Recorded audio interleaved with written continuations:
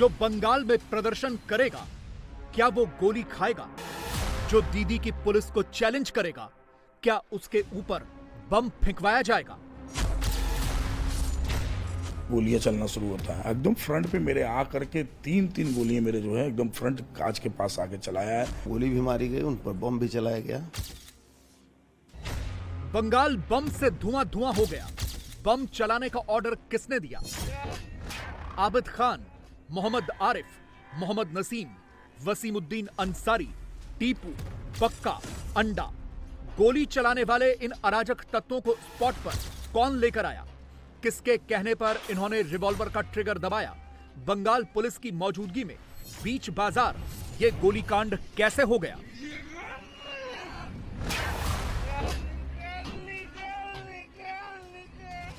इस गाड़ी के अंदर प्रियांगु पांडे बैठे हुए थे जिस वक्त उनके ऊपर हमला हुआ। देखिए खून के तमाम ब्लड स्टेन्स आपको दिखाई दे रहे होंगे और सबसे बड़ी बात जो फायरिंग हुई है इनके ऊपर, शीशे में आपको बुलेट्स आपको दिखाई दे रहा होगा। वो देखिए चुन्नी के पास एक बुलेट अभी भी इस गाड़ी में शीशे में फंसा हुआ है और ये 3 बुलेट के स्पॉट हैं। ये देखिए 1, 2 और वो तीसरा सामने जो आप देख रहे हैं वहां पर बुलेट जो गोली है वो अभी भी वहां पर फंसी हुई है।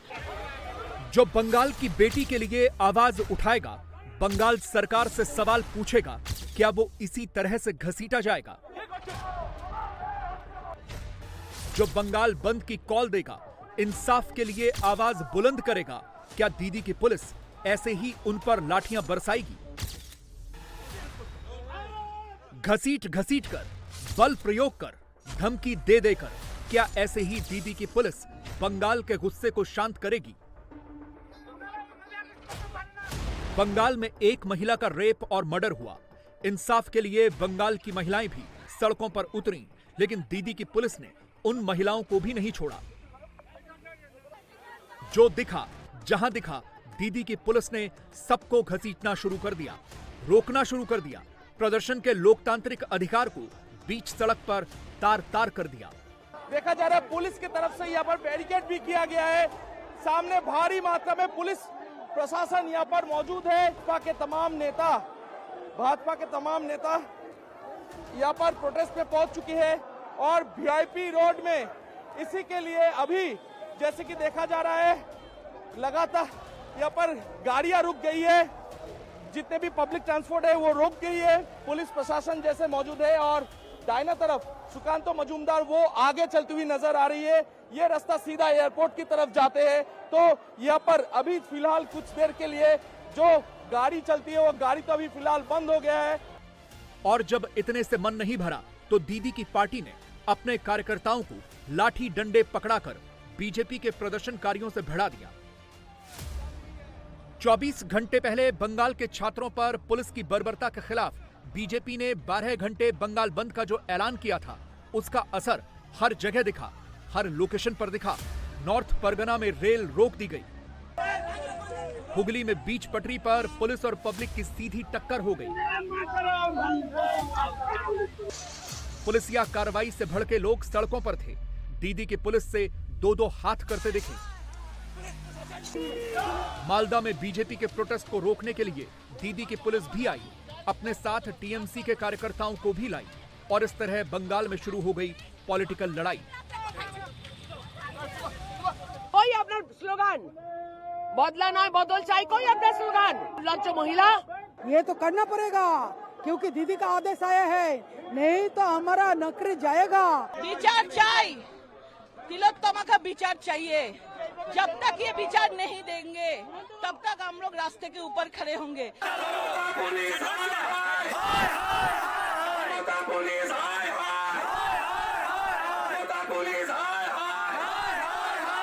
जनता हमारा साथ जुड़ गया है तो ममता बनर्जी अब सोच लीजिए आपका कि आपका अभी अंत होने वाला है। पुलिस हम लोगों को रोक नहीं पाएंगे। हमारा आंदोलन और बंद असफल हुआ।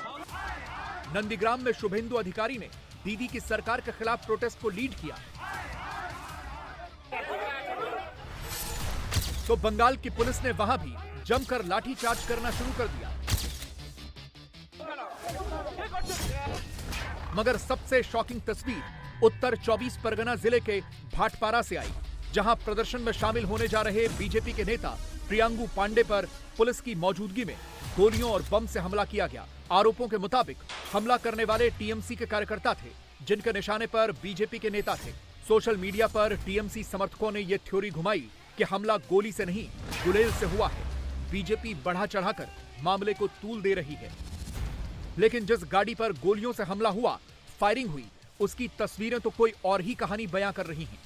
प्रियांगू पांडे की गाड़ी पर बम और गोलियों से हमला हुआ है। ये वो स्कॉर्पियो है जिससे आप देखिए प्रियांगू पांडे जा रहे थे। सामने के शीशे पे आप देख रहे होंगे बम से हमला हुआ और उसके बाद शीशे पे ही 3 बुलेट्स के निशान हैं। आप देखिए ये पहला बुलेट का निशान है, 1, 2, 3 जो फायरिंग लगातार हुई है, जिसमें ड्राइवर घायल हुआ है। वो ये जो बुलेट लगी है वो उसके सर के पास जो छूते हुए बुलेट निकली है, उसमें जो प्रियांगू पांडे का जो ड्राइवर था वो तुरंत घायल हो गया और उसके बाद ताबड़तोड़ इस पर बम से हमला हुआ है।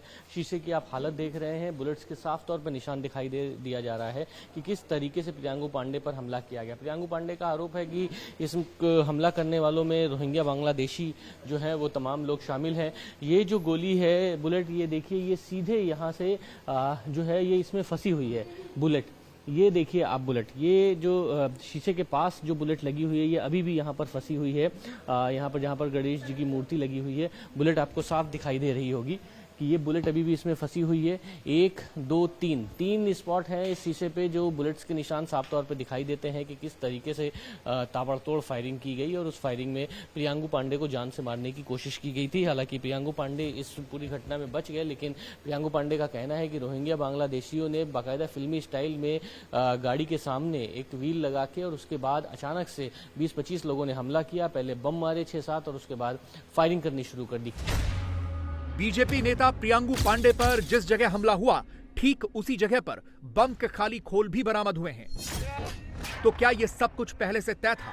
कौन बम चलाएगा, कौन रिवॉल्वर से फायरिंग करेगा और क्या इन हमलावरों को बीजेपी के नेताओं के रूट की जानकारी पहले ही दे दी गई थी? सवाल कई हैं, जवाब नहीं है। हमले का सीधा आरोप टीएमसी पर है, टीएमसी की लीडरशिप पर है। सुबह 8:15 में मैं अपने निवास स्थल भाटपाड़ा से बैरकपुर के पूर्व सांसद अर्जुन सिंह जी के ऑफिस की ओर आ रहा था। यहाँ से ही 8:30 बजे बंद के समर्थन में एक हमारी रैली निकलनी थी। हम अपनी 4 गाड़ियों को लेकर आ रहे थे। घर से निकले 3 मिनट मात्र हुआ होगा, Anglo India jute mill cross करके एंग्लो इंडिया स्टाफ क्वार्टर के पास पहुंचा हूँ। ठीक उसी समय लोकल म्यूनिसिपैलिटी भाटपाड़ा नगर पालिका की एक जेटिंग मशीन आकर के रास्ते को घेर देती है। गाड़ी आगे नहीं बढ़ पाती, गाड़ी हमारी रुक जाती है। ठीक उसी समय लाइन बाउंड्री से 50 से 60 लोग निकलते हैं और लगातार बम चलाना शुरू करते हैं। पूरा धुआं हो जाता है, कुछ भी दिखता नहीं है। एक गाड़ी पे मेरा फ्रंट में जो बम गिरा था वो बम फटा नहीं है, बाद में पुलिस को मिला भी है, मैं देख रहा हूँ, रिकवरी की है 2 बम को। उसके बाद जैसे रिवर्स करके हम लोग जो है प्लान करते हैं निकलने का, तब तक जो है गोलियां चलना शुरू होता है। एकदम फ्रंट पे मेरे आ करके 3 गोलियां मेरे जो है एकदम फ्रंट कांच के पास आके चलाया है। एक गोली जो है डायरेक्टली मेरे ड्राइवर को एकदम सर में यहाँ पे टच करते हुए निकला। दूसरी गोली हमारे पीछे बैठे हुए थे हमारे सहकर्मी, हमारे मित्र हैं, भाई हैं, रवि सिंह जी को। और तीसरी गोली जो है गाड़ी के सामने ही कांच में एकदम पड़ी हुई है, अभी भी सब लोग गाड़ी में देख पा रहे हैं। तो ये 3 गोलियां सामने से चलती है, बाकी अनगिनत गोलियां चलना शुरू होती है। चारों गाड़ी की स्थिति जर्जर हो जाती है। 500 मीटर रिवर्स में हम लोग गाड़ी करके भागे हैं और वहीं पे पास में एसीपी खड़ा था, लेकिन सामने नहीं आया। ये टोटली जो घटनाक्रम है ये 3 मिनट के अंदर जो है नहीं हुई है, ये पहले से प्री प्लान था। उन लोगों को पता था सुबह 8:30 बजे हमारा रैली होना है समर्थन में। वो जान रहे थे मैं जरूर अपने घर से निकलूंगा और इसी को जो है ध्यान में रखते हुए जैसे मैं निकला हूँ, कोई ना कोई लोग जो है टिप दिए, चाहे वो पुलिस का आदमी हो चाहे कोई हो, और ये क्रिमिनल जो है सामने आया। जो भी क्रिमिनल थे वो सब जो यहाँ के जगत दल के एमएलए हैं, सोमनाथ श्याम, और बैरकपुर का जो यहाँ का एमपी है पार्थोमिक, इन्हीं के साथ जो है मिचिल मीटिंग में घूमने वाले लोग हैं, इन्हीं के साथ रहने वाले लोग हैं। इन लोगों ने टोटल अटैक किया है और इस पूरे घटना में यहाँ के सांसद और जगत दल एमएलए के साथ साथ पुलिस भी जुड़ी थे। आरिफ नाम है, नसीम नाम है, ठीक है, बक्का बोल के एक लड़का है, ठीक है, अंडा है, ये सब लड़के थे, चिन्हित होकर के हमारे पास आए हुए हैं। हाँ, टोटली ये लोग जो थे और यही लड़के लोग जो है फ्रंट पे थे, लेकिन और भी लोग 50 से 60 लोग थे और सभी के हाथ में जो है बम और मशीन था। पुलिस टोटली ममता जी की है, टोटली ममता जी का होकर काम करती है। ममता जी तालिबानी शासन चलाती है यहाँ। गाड़ी में खून के निशान।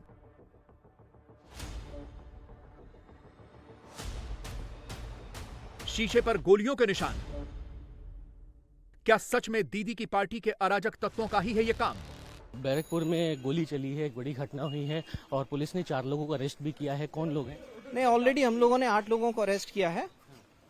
लोग जो हैं इलाके के वासी हैं, उसी इलाके के लोग हैं, और किन कारणों से गोली चली है वो हम ऑलरेडी इन्वेस्टिगेशन स्टार्ट हुआ है। सोशल मीडिया पर हमलावरों के जो नाम चल रहे हैं वो आपके सामने हैं।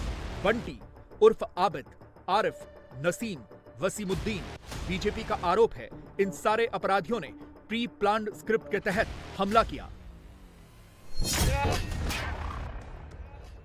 टीएमसी के लोकल लीडर्स की शह पर यह पूरा खूनी खेल खेला गया।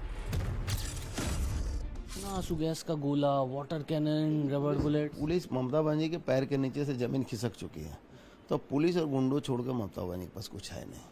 क्या कोलकाता में बांग्लादेश जैसी स्थिति नहीं बन रही है? वैसा हो रहा है क्या कि वही बांग्लादेश तो बन चुका है, ममता बनर्जी उसको बांग्लादेश बना चुकी है। पुलिस और तृणमूल कांग्रेस एक साथ घूम रही है। पुलिस सामने खड़ी है, तृणमूल कांग्रेस पीछे से आके लाठी से मार रही है बीजेपी के कार्यकर्ताओं को। तो ये काम क्या पुलिस का है कि ये टीएमसी के कार्यकर्ता? विशुद्ध गुंडागर्दी है और ममता बनर्जी इन गुंडों की नेत्री है। ममता बनर्जी को इसका जवाब देना पड़ेगा। अचानक से बंद का दिन गोली चला और 6 राउंड गोली चला हमारे कार्यकर्ता के ऊपर। ये तो बहुत माने आम बात तो नहीं है कि हर दिन गोली चल रहे हमारे कार्यकर्ता के ऊपर। तो जो चलाया गया था ये इन्वेस्टिगेशन का विषय है, लेकिन ये तृणमूल से ही किया गया है मुझे जो लगता है। और जगह जगह में जिस तरह से हमारे मुंह बंद करने का कोशिश किया जा रहा है, लाठीचार्ज करके और अरेस्ट करके, तो इससे हम लोग डरने वाले नहीं हैं।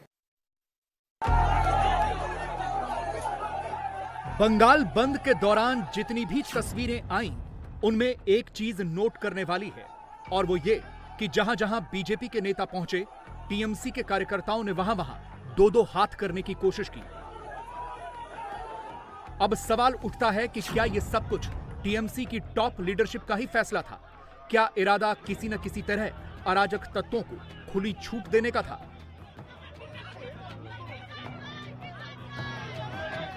शक इसलिए गहरा होता जा रहा है क्योंकि जिस दिन बंगाल के शहर शहर प्रोटेस्ट मार्च निकल रहे थे, बंद का असर दिख रहा था, उस दिन कोलकाता में टीएमसी की एक रैली हुई। टीएमसी के स्टूडेंट विंग को एड्रेस करते हुए ममता बनर्जी ने एक तरह से सीधे सीधे धमकी दे दी, टेट फॉर टैट वाली पॉलिटिक्स शुरू कर दी। আমরা বলেছিলাম বদল চাই, বদলা নয়। আজ বলছি ও কথা নয়, আজ বলছি যেটা করার দরকার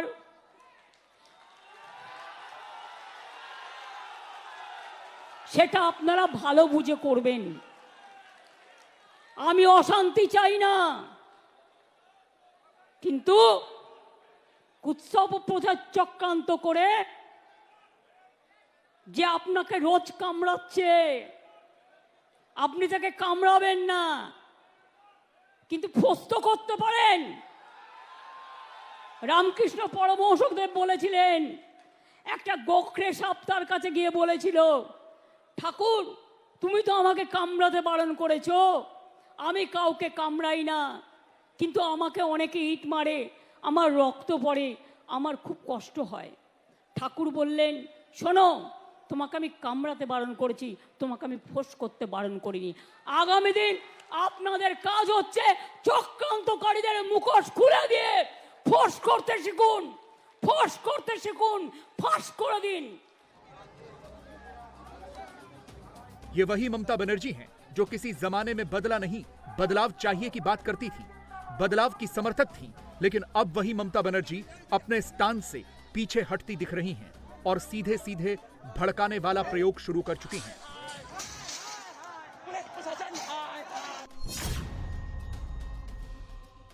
बंगाल बीजेपी के अध्यक्ष ने तो ममता बनर्जी की भड़काऊ भाषा के खिलाफ गृहमंत्री को चिट्ठी तक लिख दी।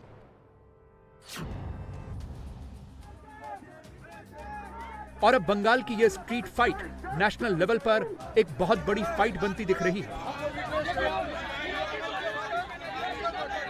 संविधान खतरे में कैसे हो सकता है, इसकी आपको वानगी देखनी है तो पश्चिम बंगाल में देख लीजिए। जहां का मंत्री कहता है कि जो उंगली उठेगी मुख्यमंत्री जी के खिलाफ वो तोड़ दी जाएगी, मिस्टर गुहा। जहां का सांसद कहता है कि ये लोग जो भी कार्य कर रहे हैं इनको अंजाम भुगतना पड़ेगा, अरूप चक्रवर्ती। और जहां की मुख्यमंत्री कहती हैं कि मैं नहीं चाहती कि एफआईआर हो, मैं नहीं चाहती कि कैरियर खराब हो। और आप कल्पना करिए कि यदि ख्वाबों ख्यालों में इनकी केंद्र में सत्ता होती तो उंगली तोड़ दी गई होती, अंजाम भुगतवा दिया गया होता और कैरियर बर्बाद कर दिया गया होता। इसमें किसी प्रकार का कोई संशय नहीं है। यह कृत्य बहुत साफ दिख रहा है और कांग्रेस के ही नेता अधीर रंजन चौधरी जी तक बोल चुके हैं कि there is no democracy in Bengal. मैं उस समय वो नेता प्रतिपक्ष थे तो मैं कह सकता हूं कि कांग्रेस के तत्कालीन नेता प्रतिपक्ष ने जब यह शब्द प्रयोग किया था there is no democracy in Bengal, आज वह बिल्कुल शब्दशः चरितार्थ होता दिख रहा है। बंगाल की बेटी के इंसाफ के लिए लड़ने वाले लोगों से दीदी की पार्टी इतनी तिलमिला गई है कि बदले की कार्रवाई अभी से शुरू हो गई है। दुर्गापुर में सीपीआई-एम में बमबारी की खबर आई है, आरोप टीएमसी पर लगा है। बीजेपी की बंगाल बंद वाली कॉल से टीएमसी पहले से ही भड़की हुई है। ऊपर से टीएमसी की टॉप लीडरशिप की तरफ से कही गई बदले की बात ने एक तरह से आग में घी डालने का काम किया है, लेकिन ममता बनर्जी तो इससे एक स्टेप आगे जा चुकी हैं।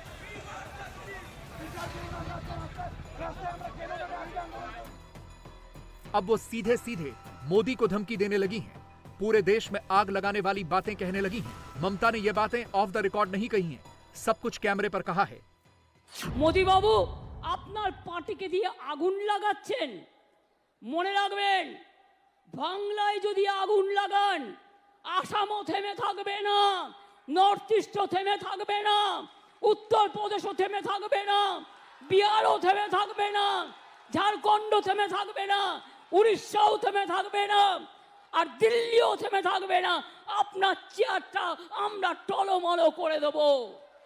আমি এখনো বলি নরেন্দ্র মোদী আপনার পার্টি কতটা আমায় চেনে আমি জানি না, কিন্তু আমি এটা মনে করি যতই ফান্ডিং করুন, অনেককেই ফান্ডিং করছেন আপনারা, খবর আমরা রাখি।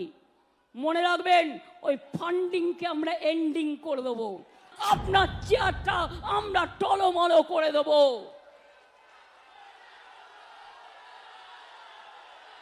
চেয়ার দখলের লড়াই, ক্ষমতা থাকলে ভোটে যাও, গুলি নয়, ডেড বডি নয়, লাশ নয়। ক্ষমতা তোমাদের হাতে, কেন করছো না ফাঁসির জন্য? যে এইসব ধর্ষণ করলে ফাঁসি হবে, কেন এই আইনটা করছো না?